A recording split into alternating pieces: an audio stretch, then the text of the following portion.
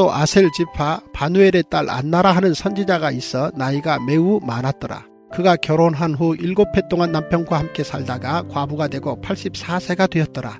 이 사람이 성전을 떠나지 아니하고 주야로 금식하며 기도함으로 섬기더니 마침 이때에 나와서 하나님께 감사하고 예루살렘의 속량을 바라는 모든 사람에게 그에 대하여 말하니라. 주의 율법을 따라 모든 일을 마치고 갈릴리로 돌아가 본 동네 나사렛에 이르니라. 아기가 자라며 강하여지고 지혜가 충만하며 하나님의 은혜가 그의 위에 있더라. 네, 오늘 이 말씀을 저희가 이제 보는데, 제가 이제 어제 이제 큐티를 하다가 이제 이 본문에서 이제 어떤 깨달음을 얻었냐라고 하면, 과연 최고의 만남이란 어떤 만남인가? 최고의 결혼이란 어떤 결혼인가? 하나님이 과연 하나님과 만나기 위해서 우리로 하여금 이 땅 가운데서 어떤 만남을 이끌어 가시는가? 이제 그걸 이제 제가 이제 좀 봤는데, 여러분의 자녀가 결혼 상대를 고른다고 할 때 뭐 어떤 사람을 추천하고 싶으십니까? 뭐 말이 잘 통해야 된다, 취미가 같아야 한다, 뭐 그래도 뭐 남자는 경제력이 있어야 되고 여자는 무조건 음식을 잘해야 된다, 뭐 이런 이제 조언들을 할 수 있겠죠. 그런데 제가 그냥 드리는 말씀이 아니라, 제가 어제 혼자 이 말씀을 큐티하다가 정말 큰 은혜를 받았는데, 과연 최고의 만남이란 어떤 만남이냐에 대한 이제 깨달음을 얻었습니다. 그러면 이제 뭘 보고 얘기를 하냐? 오늘은 이 최고의 만남을 경험했던 세 부류의 사람들을 이야기를 할 건데, 먼저 이야기할 것은 이스라엘이라는 나라와 이 로마라는 나라의 이 최고의 만남이에요. 제가 예전에 이제 이런 말씀을 드린 적이 있었는데요. 이 당시 이 역사가들에 의하면 예수님이 오셨던 1세기 이스라엘은 분위기가 정말 이상했어요. 독특한 분위기였습니다. 왜 그러냐면, 언제나 이스라엘은 자신들을 구원해줄 메시아를 언제나 기다렸어요. 언제나 그 메시아가 올 걸로 믿었습니다. 그런데 이상하게 1세기는 메시아를 향한 그 임재를 향한 이 기대, 이 대망이라고 하죠. 이 기대가 이상하리라고 만큼 뜨거웠어요. 그러니까 만나는 모든 사람들마다 이 샬롬이라는 이제 이 말을 외치는데, 이 샬롬이라는 말에 언제나 담긴 의미가 뭐냐면, 주님이 오실 것이다, 주님이 이제 우리를 위로할 것이다 라는 이 열망을 담아가지고 언제나 샬롬을 외쳤단 말이죠. 그러면 왜 유대인들은 하필이면 1세기에 메시아의 출현을 이렇게 뜨겁게 열망을 했어? 그 원하는 그 강렬한 영성이 왜 이때 깨어났을까? 바로 그 답이 예수님과 그 백성의 만남이 시작되는 2장 1절에 이제 기록이 되어 있는데, 예수님이 이 땅에 오셔서 처음 만났던 사람들이 바로 자기 인생의 여물통이 완전히 비었던 이 목자들이었습니다. 그런데 중요한 건 이 베들레헴이라는 장소에서 이들이 이제 만남을 가졌는데, 이게 원래 만날 수 없는 만남이에요. 왜 그러냐면, 원래 예수님의 식구들이 자리를 잡았던 곳은 갈릴리 나사렛이었습니다. 당연히 마리아와 요셉은 이 출산이 임박했기 때문에 자기 기반이 있는 곳에서 안정된 출산을 하기를 바랬겠죠. 그런데 그들이 출산이 임박한 위험한 상황에서 베들레헴으로 움직였단 말이죠. 만삭인데, 아니 지금처럼 무슨 네트워크가 발달이 돼가지고 제가 며칠 후에 거기를 가니까 방 좀 예약해 주세요 이럴 수 있는 게 아니에요. 출발을 하면 그 다음에 어떤 일이 벌어질지는 아무도 몰라요. 그런데 그 모험가도 같은 여행을 시작하는데 누가 여행을 시작하냐? 만삭의 이 마리아가 여행을 시작하는 거예요. 여러분, 이거는 뭐냐면 그들이 한 번도 원한 적이 없었던 이 사고라고 할 만큼 위험한 여행이었어요. 그런데 이 임산부가 이런 여행을 할 때 원해서 했겠습니까? 그렇지 않죠. 이걸 억지로 움직이게 만든 사람이 있었다라는 거예요. 그게 누구냐면 2장 1절을 보면, 구약에서 예언한 바로 그때에, 하나님이 예정하신 바로 그때에 가이사 아구스도가 영을 내려서 천하로 다 호적하라고 명령했기 때문에, 강제로 이것을 시행했기 때문에 어쩔 수 없이 움직인 거예요. 그런데 오늘 말씀에 나오는 이 가이사 아구스도가 누굽니까? 이 사람의 본명이 뭐냐면 그 유명한 가이우스 옥타비아누스예요.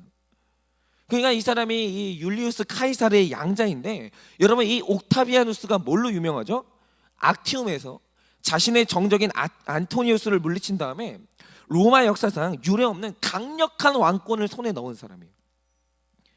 얼마나 이 왕권이 강력했냐면, 당시에 이 로마 사회라는 것은 단순히 왕 혼자 움직일 수 있는 나라가 아니었어요. 원로원이 이 반대하면 왕도 황제도 어떻게 할 수 없는 나라였었는데, 이때 원로원으로부터 어떤 칭호를 받았느냐, 아구스도, 즉 폐하라는 호칭을 받았던 왕 중에서 왕이 누구냐, 옥타비아누스예요.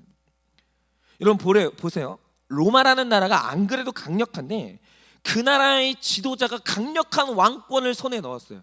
심지어는 원로원도 눌러버렸어요.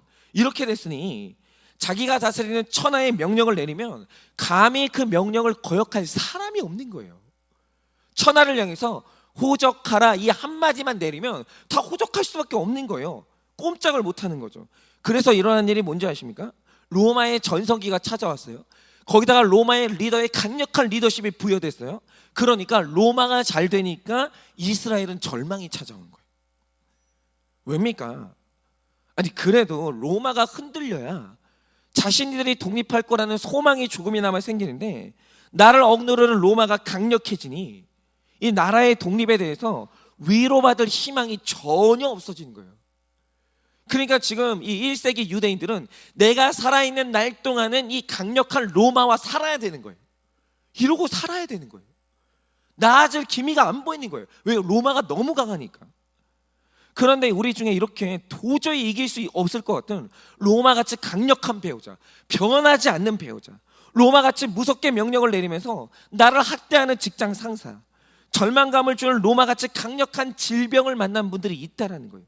그런데 로마같이 강력한 세력을 만났다는 것의 절망은 이 만나보지 않은 사람은 모르는 절망이에요.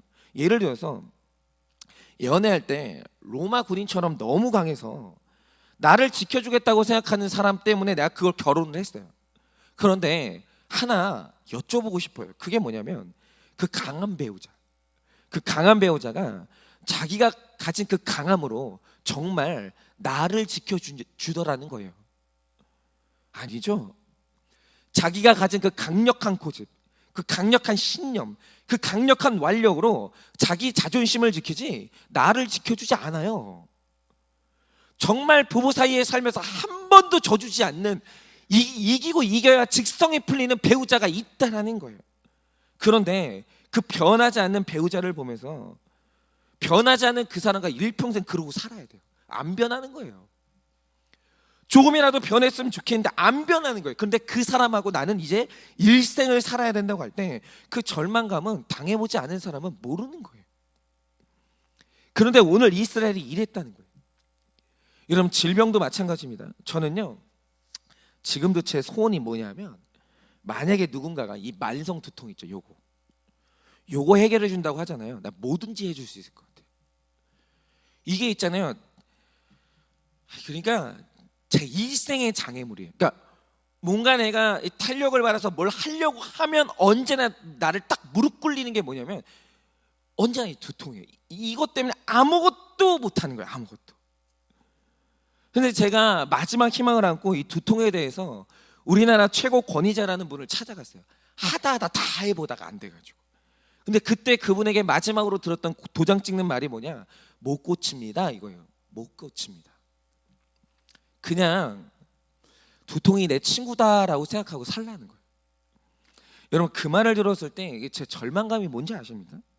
시도 때도 없이 내 머리를 누군가가 쥐었다는 짜는 듯한 고통을 평생 느껴야 된다고 할 때, 여러분 이 설교를 한 편을 준비하려고 해도요, 설교 한 편을 준비할 때 두통 없이 준비한 적이 없어요. 여러분 그 괴로움을 아십니까? 약을 먹어야 되는 거예요.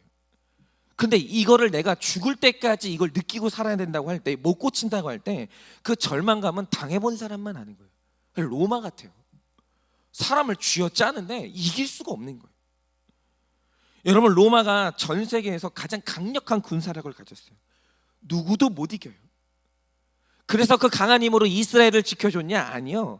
그 힘으로 이스라엘의 돈을 빼앗아서 자기들을 지키는 거예요. 근데 문제는 그래, 조금 있으면 이 로마가 무너질 것 같아요. 이 로마가 변할 것 같아. 여러분 그런 전망이라도 있으면 참을 수 있겠죠. 근데 그런 소망이 안 보이는 거예요. 죽을 때까지는 이 로마랑 살아야 되는 거예요. 그러면 여러분 이거 어떻게 해야 됩니까?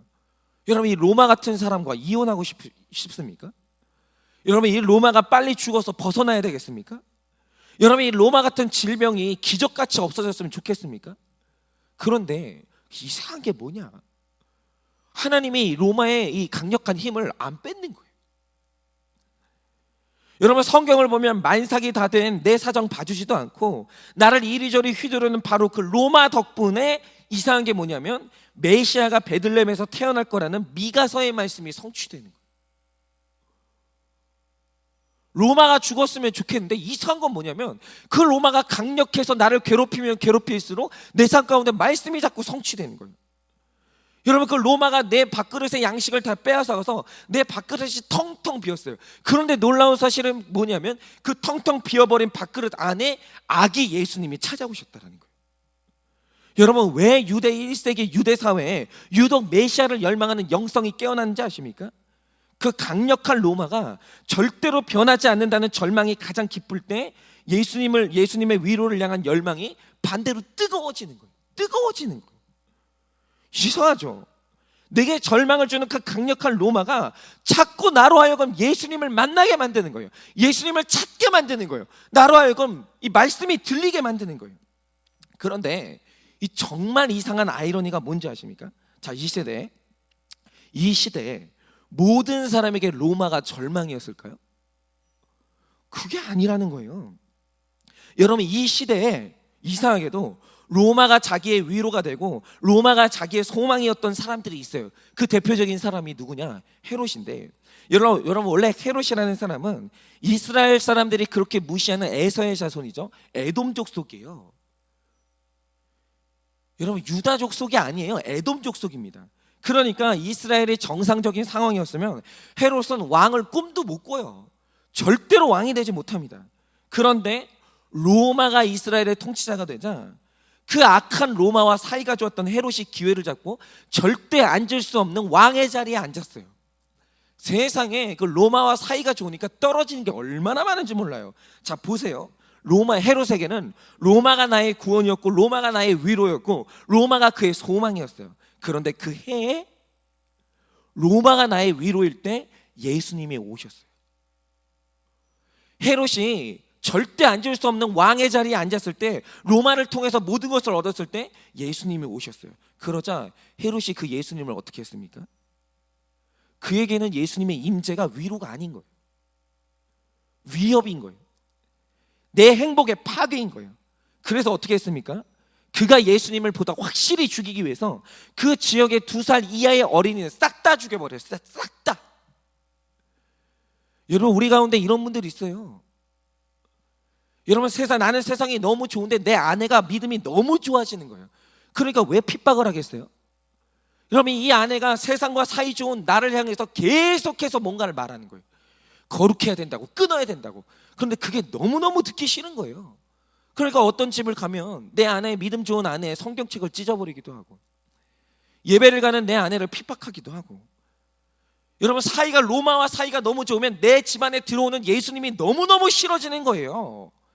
바로 이거죠.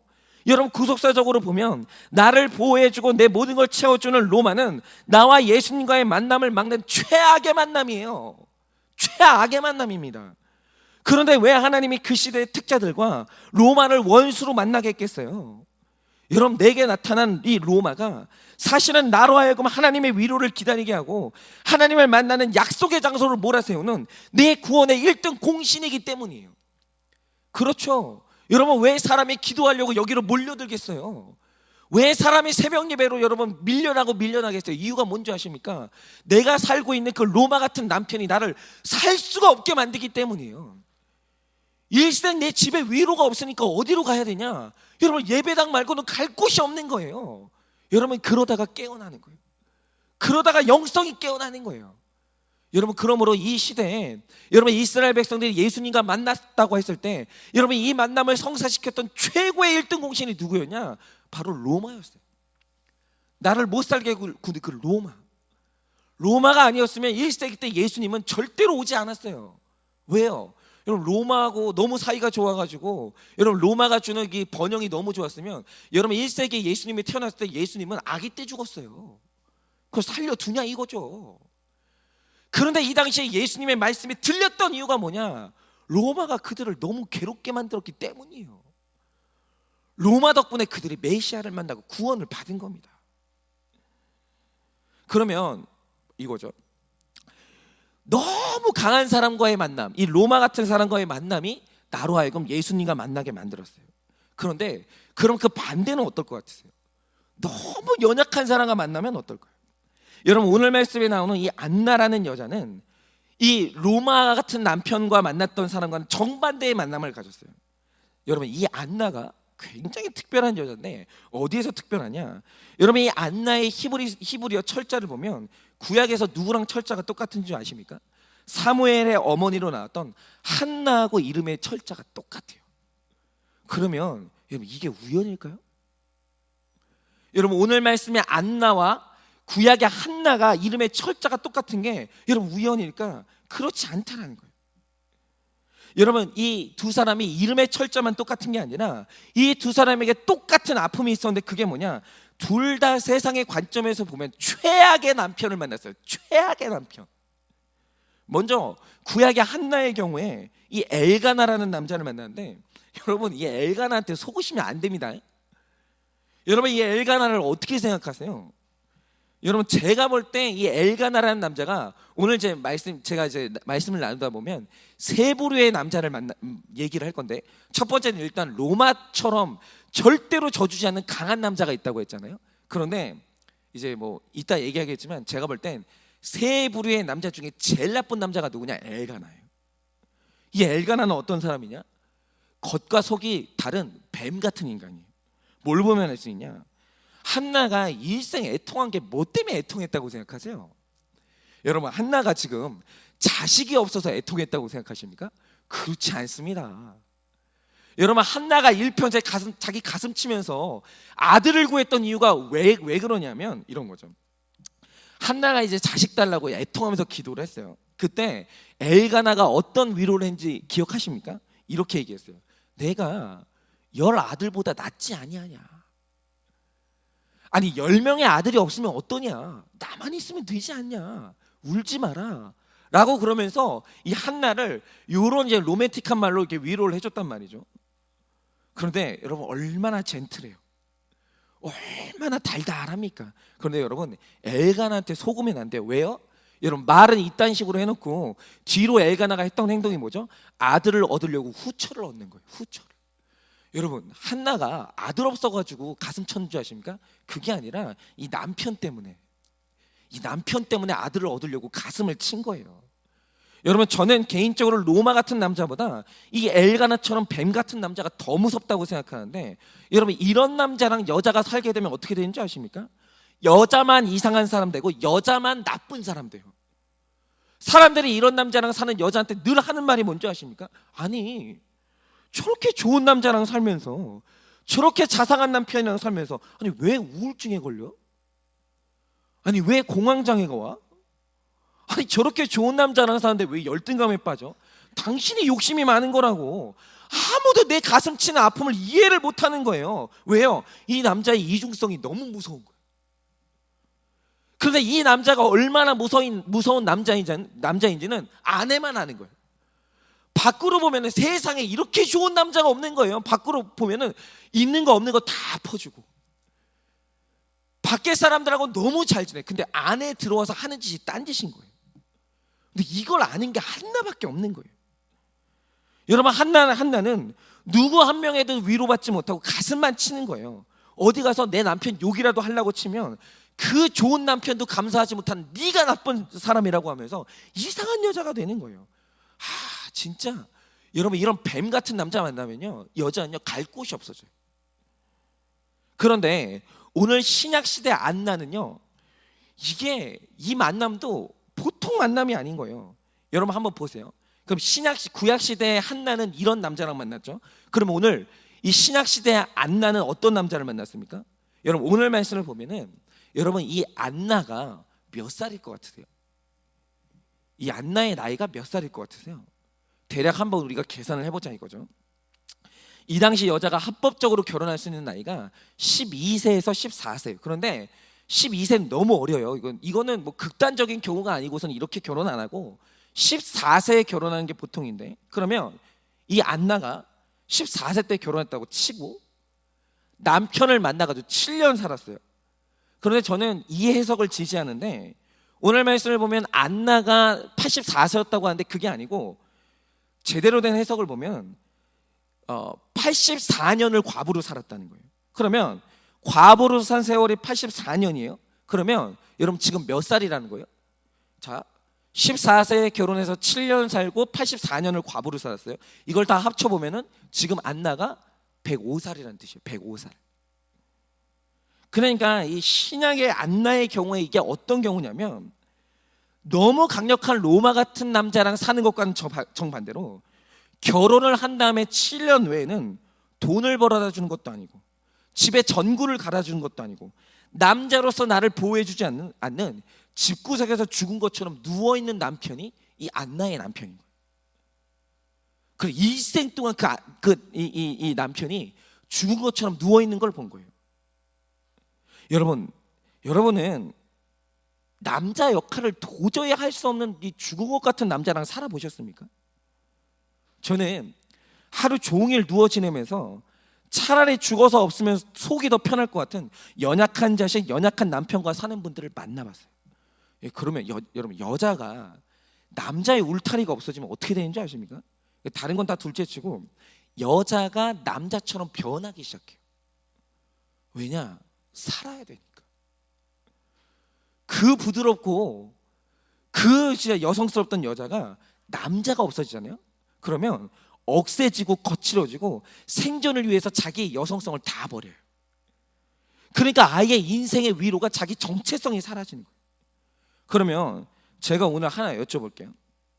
자, 로마처럼 한 번도 안 져주는 강한 남편이 있어요. 머리가 얼마나 좋은지 뱀처럼 자기만 챙기는 위선적인 남자가 있어요. 그리고 너무 약해가지고 죽은 것처럼 평생 누워서 지내는 무능한 남편이 있어요.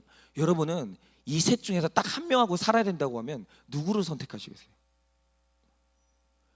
그래도 셋 중에 하나랑은 살아야 된다라고 하면 누구를 선택하시겠어요? 집에 가서 생각해 보세요. 누구랑 사시겠어요? 누구랑? 여러분, 그런데 제일 아무리 머리를 굴려봐도 제일 이상적인 답이 뭔지 아십니까? 셋 중에 누구랑도 살고 싶지 않다는 게 우리 답이에요. 차라리 혀 깨물고 죽지. 이 셋 중에 누구랑도 살고 싶지 않다는 게 우리의 답이라는 거예요. 그런데 여러분, 그거 아십니까? 우리가 지금 아무에게도 말하지 못하지만 이 셋 중에 한 명이랑 살고 있는 사람이 있다라는 거예요. 이 셋 중에 어떤 한 세력이랑 만난 사람이 있다라는 거예요. 얼마나 힘들겠어요. 그런데 이상하죠. 하나님이 나로 하여금 그런 사람과 만나게 자꾸 만드는 거예요. 자꾸. 하나님의 사람이면 이런 사람 안 만나야 될 것 같잖아요. 여러분, 오늘 말씀에 나오는 사람 중에 구원 택자 아닌 사람이 없어요. 다 하나님의 사람이에요. 근데 이상한 게 뭐냐면, 하나님 믿으면 나를 행복하게 해주는 사람하고 만나야 될 것 같잖아요. 그런데 하나님의 사람들이 전부 이런 사람들하고 만나가지고 살게 되는 거예요. 왜냐라는 거죠. 그런데 신기한 게 뭐냐면, 이 안나가 남편의 위로를 받지 못하고 84년을 살았는데 성경은 그녀를 뭐라고 부르냐? 선지자라고 불러요. 구약의 유일한 여자 선지자가 누구냐? 안나였어요. 그런데 더 신기한 건 유대 랍비들이 구약에서 여자 선지자들을 만날 때 여자 선지자가 누가 있냐? 미리암, 드보라, 훌다 이런 사람들이 있는데 그 여자 선지자의 목록에 누가 있냐? 남편에게 위로를 받지 못했던 한나가 그 목록에 있어요. 여러분, 남편의 위로를 받지 못했던 최악의 만남을 가졌던 두 여자가 둘 다 선지자가 됐어요. 이게 우연일까요? 그게 아니라는 거예요. 여러분, 이 두 사람을 신약의 눈으로 봐야 되는데 신약에서는 인간의 위로가 끊어져서 복도 지지리도 없는 사람들을 복받았다고 말해요. 왜냐? 여러분, 마태복음 5장 4절을 보면 이 여인들에 대해서 하나님이 내리주신 복을 이렇게 설명하고 있어요. 애통하는 자는 복이 있나니 그들은 위로를 받을 것이며.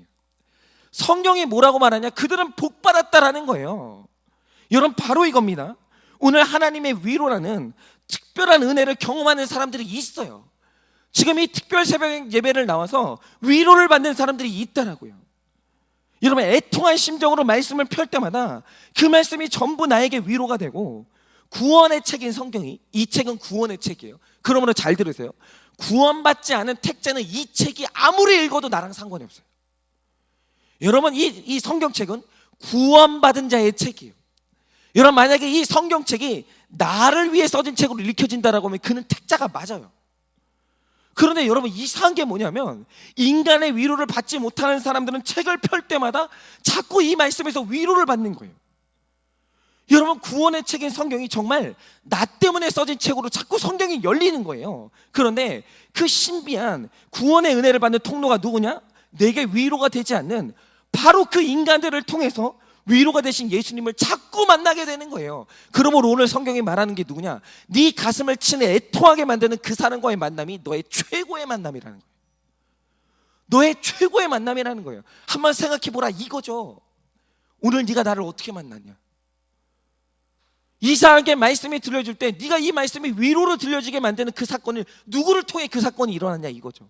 네가 오늘 나를 향해서 기도할 때 그 애통한 심정 가운데 나를 만났을 때 그 만남을 성사시킨 그 사람이 누구냐라는 거죠. 여러분, 오늘 바로 그 사람이 오늘 이 위로가 되는 말씀의 주인공이고, 구원하시는 예수님을 만나는데 그걸 성사시킨 중매쟁이가 누구냐? 오늘 내 가슴을 치게 만든 로마같이 강력한 남편이고, 엘가나같이 뱀 같은 남편이고, 여러분 정말 나의 삶 가운데 아무것도 해주지 않았던 죽은 것 같은 안나의 남편, 그 사람들이 오늘 나를 선지자로 만드는 거예요. 여러분, 이것은 경험해보지 않은 사람은 모르는 일이에요. 그러므로 오늘은 여러분 구속사의 기도가 열리면 좋겠어요. 그게 뭐냐면, 여러분 오늘 내게 위로가 되지 못하는 배우자, 내 가슴을 치게 만드는 그 인간관계, 그 자녀 때문에 여러분 오늘 지금 애통한 분들 계십니까? 너무 답답해가지고 가슴을 칠 수밖에 없는 분들 있으십니까? 그런데 오늘 이 말씀에 의지해서 여러분 내 상황과 내 인식을 뛰어넘는 기도를 한번 해보시기를 바라요. 그게 뭐냐? 하나님, 팔복을 주심에 감사합니다라고 한번 기도를 해보세요. 여러분, 이거 한번 뛰어넘어 보세요. 아, 이 사람이 나의 팔복이구나. 이 만남이 오늘 나에게 주신 최고의 만남이구나. 그러면서 한번 감사해 보세요. 그리고 오늘 여러분, 이 사람을 만나게 하신 것은 주님이 나에게 위로를 주시려고 하시는구나 라고 하면서 여러분 오늘 그 애통한 가운데 주님의 위로를 구해보세요. 여러분, 그때 말씀이 열리면서 이 말씀이 전부 나를 향한 하나님의 위로의 말씀이 되고, 이 말씀이 나로 하여금 선지자가 되게 하는 놀라운 체험을 하게 하실 줄을 믿어요. 여러분, 오늘 이 구속사가 열리기를 바랍니다. 여러분, 이 만남은 최악의 만남이 아니라 최고의 만남이에요. 오늘 그 사람이 지금 여러분과 예수님을 만나게 만들고 있어요. 여러분을 지금 약속의 장소로 몰아세우고 있어요. 여러분, 이 구속사가 열리셔야 돼요. 여러분, 이 성경책은 구원받은 자들만의 책이에요. 그런데 지금 이 책이 열렸다. 여러분들은 선지자예요. 누가 여러분들을 선지자로 훈련시켰습니까? 바로 내 가슴을 치게 만드는 로마, 그리고 엘가나, 그리고 안나의 남편 같은 무능한 사람이에요. 여러분, 감사하세요. 오늘 이 만남을 성사시킨 그 하나님께 감사하세요. 그리고 기복이 아니라 내 인생을 팔복으로 채우시는 그 하나님으로 인해서 오늘 이 아침에 뛰고 기뻐하고 하나님의 위로가 내 것이 되는 체험을 하시는 여러분들 되시기를 예수님의 이름으로 축원을 드립니다. 이 시간에 우리 한번 정말 이전에 하지 않았던 기도로 하나님께 한번 나아가면 좋겠습니다. 이 시간에 우리 다 같이 한번 기도할 텐데요.